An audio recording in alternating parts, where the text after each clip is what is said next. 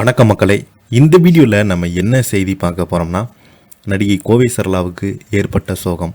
அவங்களே சமீபத்தில் பேட்டி கொடுத்த வீடியோ இணையதளத்தில் வைரலாகி வருகிறது.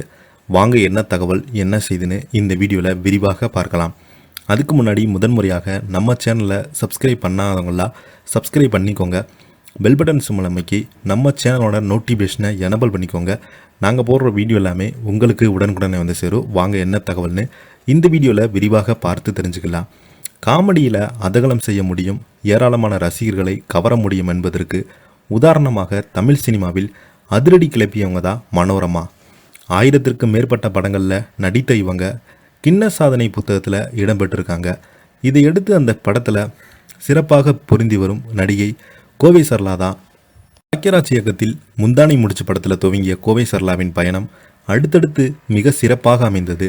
கவுண்டமணி, செந்தில், வடிவேலு, விவேக் என முன்னணி காமெடி நடிகருடன் இணைந்து நடித்துள்ள கோவை சரளா முன்னணி ஹீரோவுடன் இணைந்து காமெடி கலாட்டா திரைப்படங்களில் நடிச்சிருக்காங்க.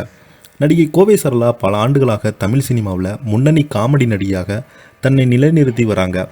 கவுண்டமணி, செந்தில் காலகட்டத்திலே இவரது காமெடி பயணம் தொடங்கி இப்போது அடுத்தடுத்த காமெடி நடிகருடன் இவர் நடித்து வராங்க. வடிவேலு, விவேக் உள்ளிட்டவருடன் இவரது காமெடி பயணம் தொடர்ந்து தற்போது முன்னணி நடிகருடன் இணைந்து காமெடி கலாட்டா செய்து வரும் கோவை சரளாவுக்கு 60க்கும் மேல் வயதாகிறது.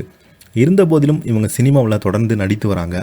திருமணமே செய்து கொள்ளாத கோவை சரளா காஞ்சனா 2, காஞ்சனா 3 என அடுத்தடுத்த படங்களில் லாரன்ஸுடன் பேயுடன் இணைந்து கலாட்டா காமெடி செய்திருக்காங்க. நடிகை மனோரமா 1000க்கும் மேற்பட்ட படங்களில் நடித்து கின்னஸில் இடம்பெற்ற நிலையில் கோவை சரளா இதுவரை 900க்கும் மேற்பட்ட படங்களில் நடித்து கோவை சரளா நடிகர் கமலஹாசன் உள்ளிட்டவுடன் இணைந்து 15 படங்களுக்கு மேல் கதாநாயகியாக நடித்திருக்காங்க. நடிகர் எம்ஜிஆரின் தீவிர ரசிகரான கோவை சரளா அவரை பார்த்து தான் சினிமாவில் நடிக்க வந்தாது என்று நிறைய பேட்டிகளில் சொல்லியிருக்காங்க. 60 வயது கடந்த நிலையும் திருமணம் செய்து கொள்ளாத கோவை சரளா அது குறித்து பேட்டி ஒன்றில் விளக்கம் அளித்து கவனத்தை பெற்றது. சுதந்திரமாக வாழ வேண்டும் என்பதற்குத்தான் திருமணம் செய்து கொள்வே என்றும் அவங்க பேட்டி ஒன்றில் கூறியிருந்தாங்க. குறிப்பாக தன் யாரையுமே சார்ந்திருக்க விரும்பலை. கோவை சரளாவுக்கு முந்தானை முடிச்சு உள்ளிட்ட பல படங்களில் மிகச்சிறப்பாக வந்த துவக்கத்தில் வயதான கேரக்டரில் நடித்தாங்க கோவை சரளா.